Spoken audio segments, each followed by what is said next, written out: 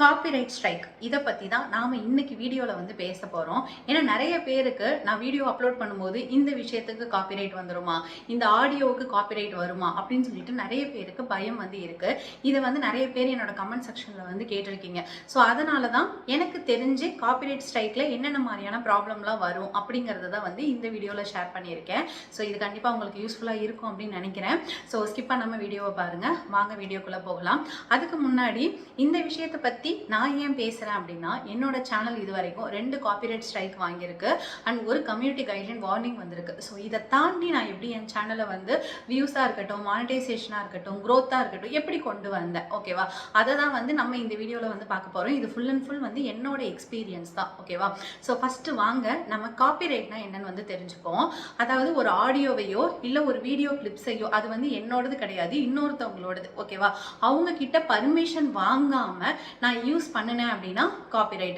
அப்போ இப்போ இந்த ஆட் சவுண்டு ஷார்ட்ஸ்ல வந்து கொடுக்குறோம் பாத்தீங்களா, அதுக்கெல்லாம் காப்பிரைட் வருமானா வராது. ஏன் வராது அப்படின்னா, அதுல நம்ம வந்து ஃபேர் யூஸ் அப்படிங்கிற ஒரு விஷயத்தை தான் ஃபாலோ பண்றோம். அதாவது என்னன்னா, நான் ஒரு சாங்கை ஓனர் கிட்ட இருந்து எடுக்கிறேன். ஆனா அவங்கள்ட்ட எடுக்கும் போதே என்ன சொல்லிடுறேன்னா, என்னோட லாபத்துல ஒரு அமௌண்ட்டை அவங்களுக்கு வந்து நான் கொடுத்துட்றேன். ஓகே, ஒரு எக்ஸாம்பிளா வந்து இப்போ என்னோட ஷார்ட்ஸ் வந்து ஒரு 10,000 வியூஸ் போகுது, அதுக்கு எனக்கு ஒரு $1 வருதுன்னா, நான் ஒரு அதுலேருந்து 60 பைசாவை எனக்கு எடுத்துக்கிறேன், 40 பைசாவை அந்த சாங்கோட ஓனருக்கு வந்து நான் கொடுத்துட்றேன். ஸோ இந்த இடத்துல அந்த பாட்டை நம்ம யூஸ் பண்ணிக்கிறது மூலயமா நமக்கும் லாபம், அந்த மியூசிக் ஓனருக்கும் லாபம், ஓகேவா? இது வந்து ஃபேர் யூஸ் கான்செப்ட்.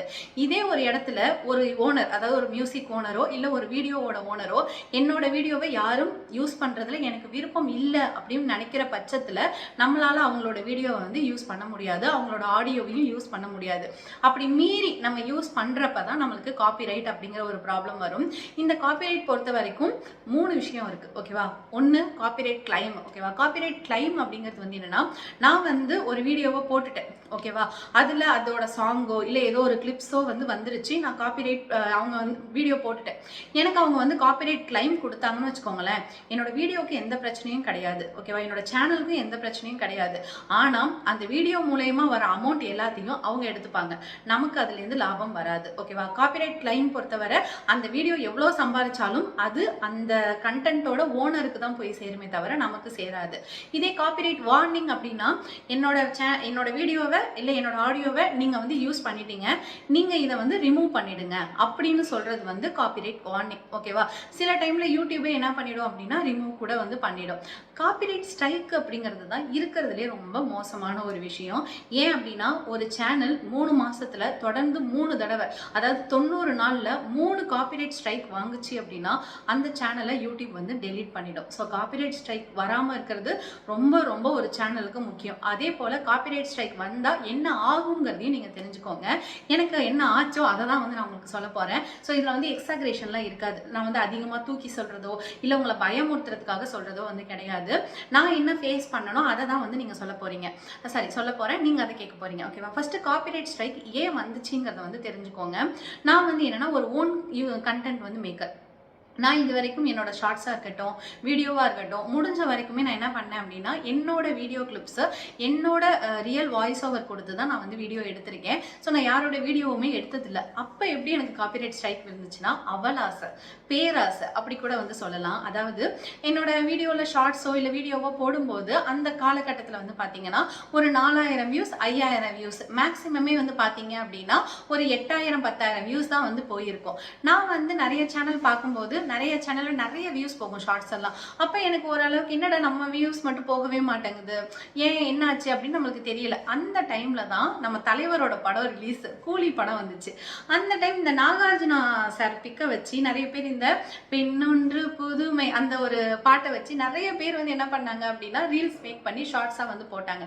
எனக்கும் அதை பார்த்து கொஞ்சம் ஆசை வந்துருச்சு, நாமளும் இதை ஷார்ட்ஸாக போட்டோம்னா நமக்கு வந்து வியூஸ் நிறைய போகும், நம்மளுக்கு வந்து சேனல் நல்லா க்ரோத் கொடுக்கும்னு என்ன பண்ணிட்டேன், நானும் கிளிப்ஸ் எல்லாம் அங்கேருந்து இங்கேருந்து சுட்டு வீடியோவை போட்டுட்டேன். ஓகேவா? போட்ட உடனே ஒரு 48,000 வியூஸ் போட்டு ஒரு மணி நேரம் 2 மணி நேரத்துல எனக்கு அப்பாடா இந்த வீடியோ வந்து மில்லியன் கணக்கில் போகும் போல, அவ்வளோதான் நம்ம சேனல் வந்து சூப்பராக செட் ஆகிடுச்சு அப்படின்னு நினச்சி கொஞ்சம் சிரிக்கிறதுக்குள்ள மெயில் வந்துருச்சு. ஓகேவா?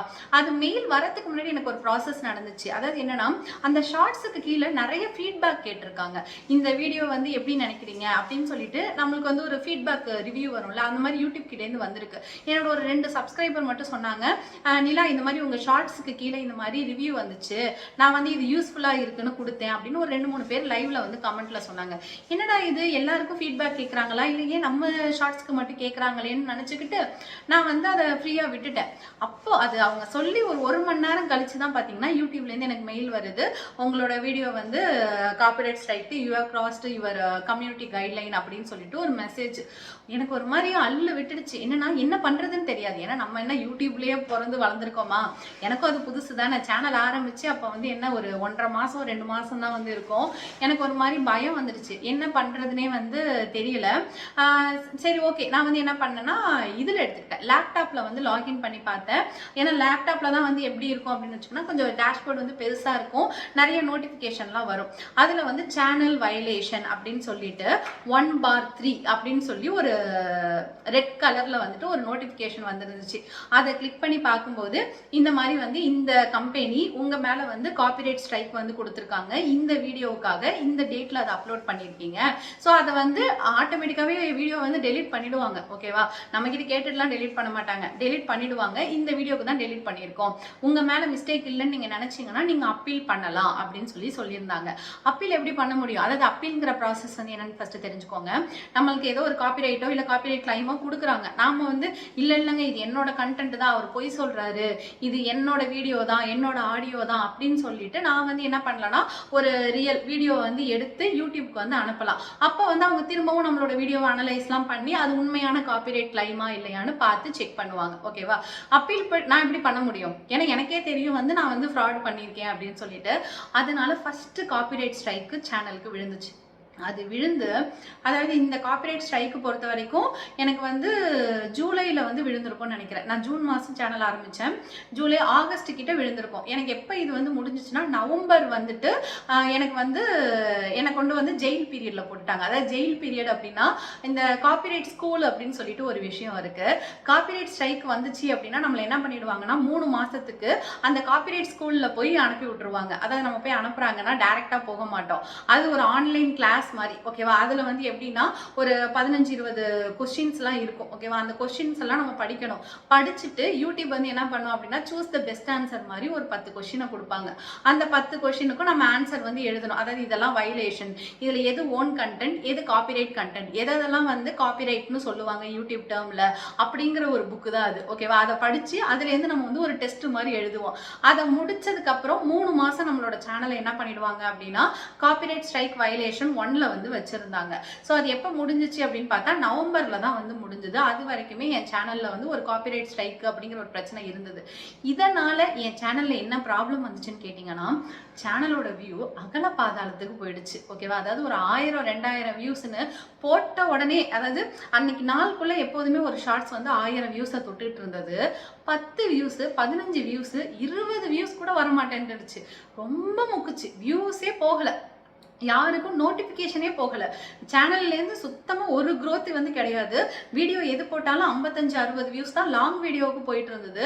எனக்கு ஒரு 2 வாரம் அப்படி ஆகவுமே என்ன தோணுச்சுன்னா நம்ம அவ்வளோதான் காப்பிரைட் ஸ்ட்ரைக் வந்துச்சு போல், இனிமேல் வந்து சேனலே நடத்த தேவையில்லை, அவ்வளோதான் முடிஞ்சு, நமக்கு இது வேணாது, நம்ம இதை தேவையில்லாமல் சூஸ் பண்ணிட்டோமோ, யூடியூப்குள்ளே வந்திருக்கக்கூடாதோ, நமக்கு நிறைய விஷயம் அப்படி ஒரு பக்கம் இருந்துச்சு. இன்னொரு பக்கம் இல்லை, இது நம்மளோட தப்புக்கு நம்ம அனுபவிக்கிறோம், இதில் நம்ம யூடியூப்பை குறை சொல்லக்கூடாது.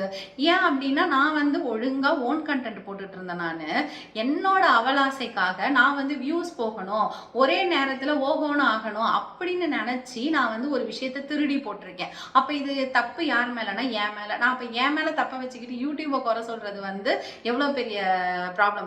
அதனால நான் என்ன பண்ணேன் அப்படின்னா சரி ஓகே, இதுக்கு வந்து அந்த சொல்லுவான்ல உப்பு தின்னவன் தண்ணி குடிச்சுதான் ஆகணுங்கிறப்ப சரி ஓகே, வியூஸ் கம்மியா போகுதா போகட்டும், திரும்ப நம்ம பண்ணுவோம் அப்படின்னு சொல்லிட்டு நான் எதையுமே வந்து மாத்திக்கவே இல்லை. திரும்பவும் ஆஸ் யூஷுவல் வியூஸ் வருதோ வரலையோ போங்கடா, கடமையை செய் பலனை எதிர்பாராதங்கிற மாதிரி நான் எப்போதும் போல டெய்லி ஒரு ஷார்ட்ஸ், 2 நாளைக்கு ஒரு தடவை வீடியோ, டெய்லி லைவ் அப்படிங்கிற என்னோட பேட்டர்னை மாத்தாமலே ஒரு வாரம் போட்டுக்கிட்டே இருந்தேன். ஓகேவா? அப்புறம் திடீர்னு பார்த்தா திரும்பவும் சேனல் க்ரோத் கொடுக்க ஆரம்பிச்சிச்சு, திரும்பவும் அந்த வியூஸ் வந்து வர ஆரம்பிச்சிச்சு. ஸோ அந்த சேனல் காப்பிரைட் ஸ்ட்ரைக்கை தாண்டி திரும்பவும் வந்து கொஞ்சம் ஒரு மாசத்துல ஆஸ் யூஷுவல் பழைய பேக் டு ஃபார்முக்கு வந்து வந்துருச்சு. அப்பாடா, ஓரளவுக்கு நம்மளை வந்து தப்பிச்சு மன்னிச்சு விட்டுட்டாப்லப்பா இந்த யூடியூப்காரர் அப்படின்னு நினைச்சிட்டு அடுத்து நான் டிராவல் பண்ண ஆரம்பிச்சிட்டேன். அடுத்த ஒரு இதுக்கு வந்து என்னதுன்னா, எனக்கு தெரியாமலே பேக்ரவுண்ட்ல வந்து என்ன இருக்குன்னா ஒரு பாட்டு வந்து ஓடி இருக்கு. நான் வந்து அது வந்து எப்படின்னா நம்மளோட இசைக்குயிலோட சாங். நான் அதை வந்து பெருசா அவர் காப்பிரைட் பெரிய பெரிய வீடியோ இதுக்கே கொடுக்கும்போது, டைரக்டரே கொடுக்கும்போது நமக்கு கொடுக்காம இருப்பாப்லையா. நான் வந்து என்னன்னா அதை கவனிக்கல. மெயினா வந்து என்னன்னா அந்த வீடியோவை அப்லோட் பண்ணும்போது எடிட் பண்ணேன், என்னோட ரியல் வாய்ஸ் ஓவர் தான் கொடுத்தேன். பின்னாடி பேக்ரவுண்ட்ல அந்த சாங் ஓடுனதை நான் மியூட் பண்ண மறந்துட்டேன். ஓகேவா? அதுல நான் என்ன பண்ணிட்டேன், ஒரு ப்ராப்ளம் பண்ணிட்டேன், திரும்ப அதே இஷ்யூ. ஆனா அந்த ஸ்ட்ரைக் வந்து என்ன அந்த அளவுக்கு பாதிக்கலைங்க. ஏன்னா எந்த அளவுக்கு எனக்கு என்ன ஃபர்ஸ்ட் டைம் பண்ணப்ப வியூஸ்லாம் கம்மியாச்சு பாத்தீங்களா, இந்த டைம் பண்ணும்போது எனக்கு வியூஸ்லாம் கம்மியா ஆகல. ஆனாலும் வந்து நோட்டிபிகேஷன் நிறைய பேருக்கு, இந்த நான் நிறைய தடவை பார்த்த ஒரு விஷயம், நம்மளோட வீடியோவோ லைவோ இந்த நோட்டிபிகேஷன் மூலியமா தான் நம்மளோட சப்ஸ்கிரைபருக்கு போய் சேரும். நோட்டிபிகேஷன்ல நிறைய ப்ராப்ளம் வந்துச்சு. ஓகேவா? நான் பார்த்த வரைக்கும் இந்த கம்யூனிட்டி கைட்லைன் ஒரு ஸ்ட்ரைக் இருக்கு பாத்தீங்களா, அதுவுமே ஸ்ட்ரைக் மாதிரி தான். 3 கம்யூனிட்டி கைட்லைன் வாங்குனீங்க அப்படின்னா சேனல் வந்து டெலீட் ஆயிடும். ஸோ அதுல வந்து என்ன பிரச்சனை வந்ததுன்னா, நான் வந்து ஸ்டார்டிங் ஸ்டேஜில் ஜென்ரல் இஷ்யூஸ் வந்து பேசியிருப்பேன். ரிதன்யா அவங்களோட விஷயத்தை பற்றியுமே வந்து நான் பேசியிருப்பேன். கடலூர் வந்து ட்ரெயின் ஆக்சிடென்ட் அதை பற்றியுமே வந்து நான் பேசியிருப்பேன். ஏன்னா எனக்கு ஜென்ரல் விஷயத்தை பற்றி பேசணும்னு ஸ்டார்டிங்கில் தோணிட்டு இருந்த ஒரு விஷயம். அந்த டைமில் தான் வந்து பார்த்தீங்க அப்படின்னா திருநெல்வேலியில் வந்து இந்த ஒரு ஸ்கூல் கேர்ள்ஸ் வந்து ட்ரங்க் பண்ண ஒரு வீடியோ பார்த்தேன். அதை பற்றி நான் பேசி ஒரு வீடியோ போட்டேன். அதில் என்ன பண்ணிட்டேன், யூடியூப் கம்யூனிட்டி கைட்லைன் பொறுத்தவரை சின்ன பிள்ளைங்களோட ஃபோட்டோவை நம்ம யூஸ் பண்ணக்கூடாது.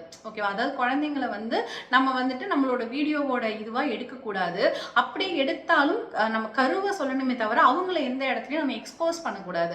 இதுல வந்து நான் என்ன பண்ணிட்டேன் அப்படின்னா, அவங்களோட போட்டோ போடவும் உடனே கம்யூனிட்டி கைட்லைன் வந்து அடிச்சிருச்சு. ஓகேவா? ஸோ இந்த மாதிரி நிறைய விஷயங்கள் வந்து யூடியூப்குள்ள இருக்கும். நீங்க இது எல்லாத்துக்குமே வந்து கம்யூனிட்டி கைட்லைனை கண்டிப்பா படிக்கணும். அதாவது ஒரு குழந்தையோட இமேஜை நம்ம எப்படி யூஸ் பண்ணணும், குழந்தை அலற மாதிரி வீடியோ போட்டாலோ இல்ல குழந்தைய வந்து நம்ம ஹர்ட் பண்ற மாதிரி ஏதோ ஒரு விஷயம், அதாவது நீங்க இப்போ ஒரு குழந்தைய சிரிக்க தான் வைக்கிறீங்க, கிச்சு கிச்சு மூட்டுறீங்க அப்படின்னா ஒரு டைமுக்கு மேல நம்ம அந்த குழந்தைய கிச்சு கிச்சு மூட்டும் போது அந்த குழந்தை சிரிச்சு சிரிச்சு ஏதோ ஒரு விக்கலோ ஏதோ ஒன்று வந்தாலும் அது யூடியூப்பை பொறுத்தவரை நம்ம அந்த குழந்தைய ஹர்ட் பண்றதா தான் வந்து எடுத்துக்கும். ஓகேவா? ஏன்னா நம்மளோட இந்தியன் எமோஷன்ஸ் வேற, மிஷினோட எமோஷன்ஸ் வேற. ஓகேவா? இது இந்தியா, இங்க நம்ம இப்படிதான் கொஞ்சுவோம், அதெல்லாம் வந்து யூடியூப்க்கு வந்து தெரியாது. ஸோ நீங்க முடிஞ்ச அளவுக்கு அது போல ஏதாவது வெப்பன்ஸ் யூஸ் பண்ற மாதிரி காமிச்சிங்கனாலோ இல்ல ஏதாவது வயலேஷன், அதாவது எப்படி சொல்றது, ஏதாவது ஒரு வயலன்ஸ் பண்ற மாதிரியான ஏதோ ஒரு வீடியோவை நீங்க காமிக்கிறீங்க அப்படின்னாலும் கம்யூனிட்டி கைட்லைன் ப்ராப்ளம் வரும். இதுக்கெல்லாம் ஒரே சொல்யூஷன் என்ன அப்படின்னா, ஓன் கண்டென்ட் போங்க. ஓகேவா? எப்போதுமே நான் சொல்ற ஒரு விஷயம், ப்ரெஃபர் பண்ற ஒரு விஷயம் வந்து ஓன் கண்டென்ட் தான். இது என்னோட எக்ஸ்பீரியன்ஸ்ல வந்து நான் சொல்றேன். ஏன் அப்படின்னா, வியூஸ் போகுது அப்படின்னு சொல்லிட்டு நம்ம ஏதோ ஒரு படத்தோட டைலாகையோ இல்ல ஏதோ ஒரு படத்தோட கிளிப்பையோ எடுக்கும்போது தான் நமக்கு அங்க வந்துட்டு ஒரு ப்ராப்ளம் வருது. மேபி நம்மளோட சேனலே டெலிட் ஆகுற அளவுக்கு ரிஸ்க்கும் அங்க இருக்கு. ஓகேவா? அப்படி இருக்கும்போது நான் ஏன் ரிஸ்க் எடுப்பானேன், நான் ஏன் ஓன் கண்டென்ட்டே போடுறேன் அப்படின்னு சொல்லிட்டு அன்னையில இருந்து நான் ஓன் கண்டென்ட் மட்டும் தான் மேக் பண்ணிட்டு இருக்கேன். ஸோ உங்க சேனலுக்கு காப்பிரைட் ப்ராப்ளம் வராம இருக்கணும் அப்படின்னா முடிஞ்ச அளவுக்கு உங்களோட ஓன் கண்டென்ட் போங்க. இல்ல அப்படின்னா ஃபேர் யூஸ் மெத்தட்ல எந்தெந்த சாங்ஸ்க்கெல்லாம் காப்பிரைட் இருக்காதோ அந்த சாங்ஸை வந்து எடுங்க. இது எங்கேருந்து எடுக்கிறதுன்னு பார்த்தீங்கன்னா யூடியூப்ல இருந்தே எடுங்க. ஓகேவா? யூடியூப்ல எப்போதுமே ஷார்ட்ஸ் போடுறப்ப ஆட் சவுண்டுன்னு வருது பார்த்தீங்களா, அதை கிளிக் பண்ணி யூடியூப்ல வந்து ஒரு டைட்டில் எடுத்து அதுலேருந்து எடுங்க. அதுதான் வந்து உங்களுக்கு சேஃபாக வந்து இருக்கும். இன்ஸ்டாகிராம்லேயோ இல்லை வெளியில் கூகுள் பிளாட்ஃபார்ம்லேயோ ஏதோ ஒரு சாங்கை டவுன்லோட் பண்ணி அதை வந்து வீடியோவோட எடிட் பண்ணி போட்டிங்க அப்படின்னா கண்டிப்பாக காப்பிரைட் வரதுக்கான ப்ராப்ளம்ஸ் வந்து இருக்குது. காப்பிரைட் கிளைம் வந்தால் ப்ராப்ளம் கிடையாது, நீங்கள் வீடியோ டெலிட் பண்ணிட்டாலே அது போதுமானது. ஆனால் நீங்கள் நிறைய வீடியோவை டெலிட் பண்ணும்போது வியூஸ் கம்மியாகும். ஸோ நீங்கள் அதனால காப்பிரைட் கிளைம் வராமலும் உங்கள் சேனலை வந்து பார்த்துக்கோங்க. இது ரிலேட்டடாக வேறு ஏதாவது டவுட்ஸ் இருந்துச்சு அப்படின்னா கண்டிப்பாக கமெண்ட் செக்ஷனில் கேளுங்க. அது போல் நிறைய பேர் என்னோட காண்டாக்ட் பண்ணுறதுக்கு என்னோட நம்பர் கேட்குறீங்க. எனக்கு வந்து இப்போ வரைக்கும் காண்டாக்ட் மாதிரி நம்பர் ஷேர் பண்ணுறதுல வந்து விருப்பம் கிடையாது. ஓகேவா? ஏன்னா நம்மளோட ப்ரைவசி அப்படிங்கிற ஒரு விஷயத்தை தாண்டி நம்ம ஆக்ட் பண்ண முடியாதுல்ல. ஓகேவா? ஏன்னா இது வந்து இந்த பிளாட்ஃபார்ம் அப்படிங்கிறது வந்து நல்லவங்களும் பார்க்குறாங்க, கெட்டவங்களும் பார்க்குறாங்க. ஸோ நான் வந்து சிலரை வந்து சொல்லலை, இங்கே நிறைய பேர் வந்து மிஸ்யூஸ் பண்ணுறதுக்கு ரெடியாக இருக்காங்க. அப்படிங்கிறப்ப நம்ம நம்பர் கொடுத்துட்டு அடுத்து ஏன்டா கொடுத்தோன்னு வருத்தப்படக்கூடாதுல்ல. ஆனால் இன்ஸ்டாகிராமில் என்கிட்ட கேட்குறவங்களுக்கு நான் முடிஞ்ச அளவுக்கு ரெஸ்பான்ஸ் பண்ணிக்கிட்டு தான் வந்து இருக்கேன். ஒரு 2-3 நாள் ஆனாலும் கோச்சிக்காதீங்க. ஏன்னா நான் வந்து ஒரு ரெகுலர் இன்ஸ்டாகிராம் யூசர் வந்து கிடையாது. ஓகேவா? இன்ஸ்டாகிராம் எதுக்கு யூஸ் பண்ணுறேன் அப்படின்னா, நீங்கள் இந்த மாதிரி டவுட்ஸ்லாம் யாராவது கேட்டால் பெட்டராக இருக்கும் அப்படிங்கிறதுக்காக தான் வந்து இன்ஸ்டாகிராமே யூஸ் பண்ணிட்டு இருக்கேன் கம்யூனிகேட் பண்ணுறதுக்கு. ஸோ உங்களுக்கு ஏதாவது ஒரு டவுட்ஸ் இருந்துச்சு அப்படின்னா அங்கே வந்து ஒரு வாய்ஸ் நோட் வந்து கொடுங்க. ஓகேவா? ஏன்னா மேக்ஸிமம் மெசேஜில் கூட நீங்கள் என்ன சொல்ல வரீங்கன்னு எனக்கு புரிய மாட்டேங்குது. ஒரு வாய்ஸ் நோட் கொடுங்க, அதுக்கு வந்து கண்டிப்பாக நான் ரிப்ளை வந்து கொடுப்பேன். ஸோ ஓகே, தேங்க்யூ இவ்வளோ நேரம் டைம் எடுத்து என்னோட வீடியோவை பார்த்ததுக்கு. By by. நெக்ஸ்ட் இன்னொரு வீடியோவில் பார்ப்போம்.